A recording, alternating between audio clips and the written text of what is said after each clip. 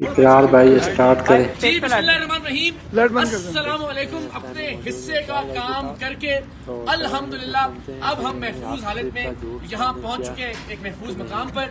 لیکن ہم سب نے میری ٹیم کے تمام ارکان نے اللہ تعالیٰ کو سلامت رکھے، ہمارے کیمرہ مین، ہمارے آڈیو انجینئر، ہمارے پروڈیوسرز، ہمارے رپورٹرز، بابر ملک صاحب ہمارے پنڈی کے رپورٹرز ہمارے ساتھ موجود ہیں۔ تھینک یو سو مچ عقیل، ماشاءاللہ انہوں نے بڑی جوان مردی کا مظاہرہ کیا، بھرپور تشدد ہوا، مارا پیٹا گیا، کھینچا تانی کی گئی، لیکن ہم نے حق خطیب صاحب کو الحمدللہ بے نقاب کر دیا۔ جو مقصد تھا بتانا کہ یہ صاحب ختم نبوت کے مقصد کے پیچھے چھپتے ہیں، آپ نے آج دیکھا کہ انہوں نے وہاں نعرے لگوائے، اشتعال دلایا لوگوں کو کہ وہ ہماری جان کے درپے ہو جائیں۔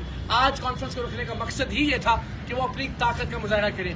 ایک آیت نہیں سنا سکے موصوف، 3 گھنٹے تک ٹیم سریام کو اور ہمیں یرغمال بنا کر رکھا۔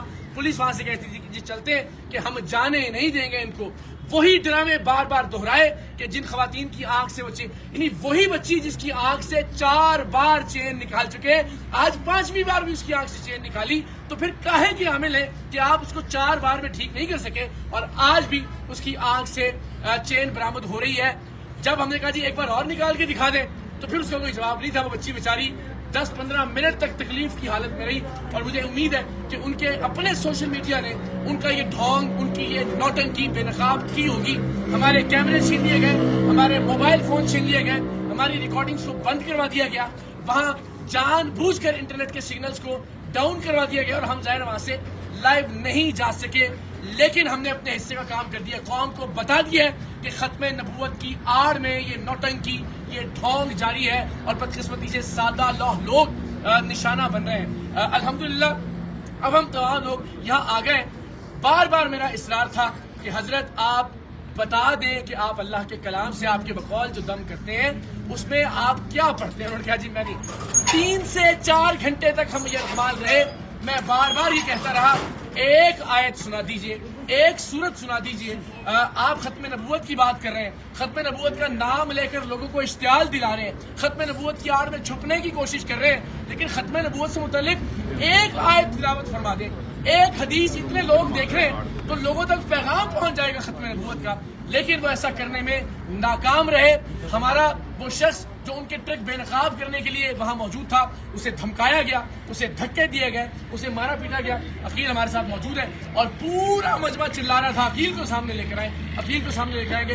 پاکستان کی قوم نے دیکھا کہ ہم نے اپنا وعدہ نبھایا۔ میں نے وعدہ کیا تھا کہ میں سید اقرار الحسن انشاءاللہ العزیز حق خطیب صاحب کے آستانے پر جا کر ان کے سامنے کھڑا ہو کر ان کو بے نقاب کروں گا، لیکن جو ٹرک تھے ان کے، اتنا شور، اتنا ہنگامہ، اتنی نعرے بازی اور اتنے پرتشدد اور اشتعال والے لوگ انہوں نے وہاں مجتمع کیے کہ ظاہر ہے اس تک نوبت ہی نہیں آنے دی۔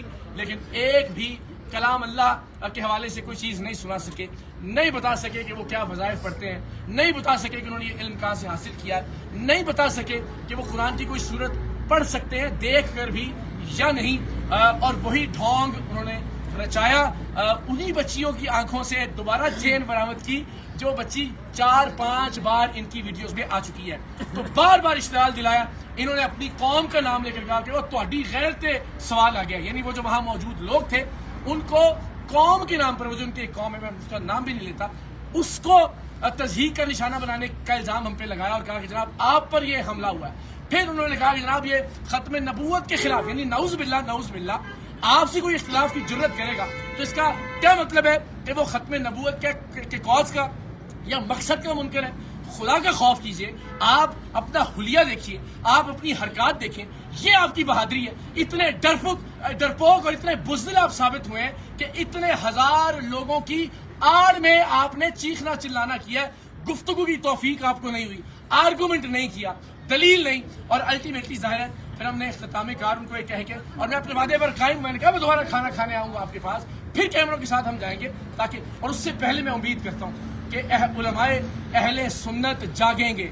آج آپ نے دیکھا کہ کس طرح سے ختم نبوت کے نعرے کا استعمال کیا گیا۔ میں نے ان سے پوچھا کہ آپ خود کو سپہ سالار ختم نبوت کہتے ہیں، ایک آیت سنا دیجئے. تو اگر اس طرح سے استحصال ہوگا ختم نبوت کے نعرے کا، اگر اس طرح سے استعمال کیا جائے گا، اس طرح سے ختم نبوت کے نعرے کی آڑ میں چھپنے کی کوشش کی جائے گی، تو ہم سب پر بحیثیت مسلمان سوالیہ نشان ہے. اس ملک کے درگاہوں کے گدی نشینوں پر بھی، اس ملک کی خانقاہوں کے جانشینوں پر بھی، اس ملک کے علماء کرام پر بھی، اس ملک کے مشائخ اعظام پر بھی آج پوری قوم نے تماشا دیکھا کہ ایک شخص لوگوں کی آڑ میں، لوگوں کے حصار میں اپنے 2 نمبر کے دھندے کو نہ صرف چھپانے کی کوشش کرتا ہے بلکہ لوگوں کی زندگی کو خطرے میں ڈالنے سے بھی باز نہیں آتا.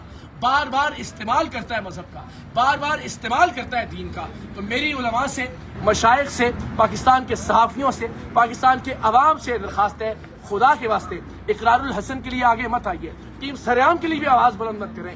دین اسلام کی خاطر آگے بڑھیے، ختم نبوت کے اصل مقصد کو بچانے کی خاطر اپنا کردار ادا کیجیے. اور جو شخص خاموش رہے گا تاریخ کے اس اہم ترین دوراہے پر، تاریخ اسے کبھی معاف نہیں کرے گی. میں پہلے بھی کہہ چکا ہوں کہ امت آپ کو کبھی معاف نہیں کرے گی. یہ معاملہ میرا نہیں ہے، یہ میری ہار یا جیت کا نہیں ہے. پوری دنیا نے آج دیکھا کہ ایک شخص کس طرح سے اپنے فراڈ کو، اپنے ڈرامے کو، اپنے ڈھونگ کو، اپنے ٹرکس کو چھپانے کے لیے ختم نبوت کے نعرے لگا رہا تھا، گندے اور غلیظ اشارے کر رہا تھا جو خود کو اللہ کا ولی کہتا ہے. لیکن آپ سب جانتے ہیں کہ وہ اپنی ویڈیوز میں خود کو اللہ کا ولی کہتے رہے.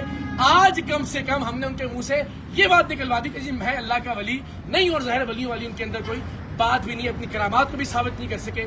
ایک آیت جو انسان قرآن مجید کی نہیں پڑھ سکتا، جس شخص نے آج تک کسی نماز کی امامت نہیں کروائی، اس شخص کے ہاتھ میں پروردگار کی ذات شفا کیسے دے سکتی ہے؟ اور وہی ڈھونگ جو اپنی مختلف ویڈیوز میں وہ شور مچا کے، اپنے لوگوں کی موجودگی میں تشدد کر کے، ہمارے لوگوں کو یرغمال بنا کے وہ ڈھونگ انہوں نے بار بار دہرائے. لیکن قوم بے وقوف نہیں ہے، ان کی حقیقت پہلے بھی جانتی تھی. لیکن میں نے اپنے اس دعوے کو سچ ثابت کرنے کے لیے اپنی جان ہتھیلی پر رکھ کر یہ آپ کو دکھایا کہ یہ شخص ختم نبوت کے کاز کو نقصان پہنچا رہا ہے، یہ شخص ختم نبوت کے کاز کے پیچھے چھپ رہا ہے. تو میری آپ سب سے درخواست ہے، تمام پاکستانیوں سے، امت مسلمہ کے تمام مشاہیر سے، تمام مشائخ اعظام سے، کہ میرے لیے نہیں، خدا کے واسطے محمد عربی صلی اللہ علیہ وآلہ وسلم کے دین مبارک کے لیے آگے بڑھیے، اولیاء کرام کی عزت اور حرمت کے لیے آگے بڑھیے. آپ سب سے درخواست ہے کہ خانقاہوں کے تقدس کے لیے، درگاہوں کے تقدس کے لیے، اللہ کے ولیوں کے تقدس کے لیے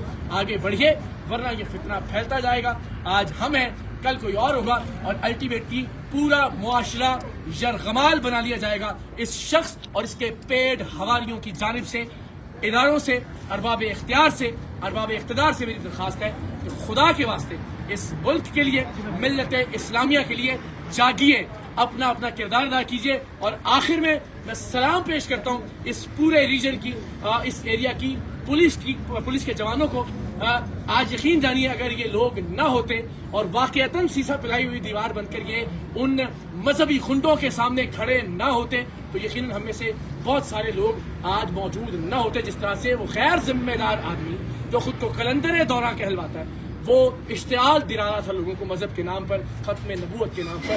قوم فیصلہ کرے گی کہ ختم نبوت کو بچانے کی کوشش کس نے کی اور ختم نبوت کو نقصان پہنچانے والا کون ہے. لیکن علماء کو اپنا کردار ادا کرنا ہوگا. ونس اگین جتنے ارباب اختیار ہیں، بالخصوص راولپنڈی ریجن کی جو پولیس ہے، جو ڈی پی او صاحب ہیں، ریجنل پولیس آفیسر ہیں، متعلقہ ایس پی ہیں، ان سب نے بہت مثبت کردار ادا کیا.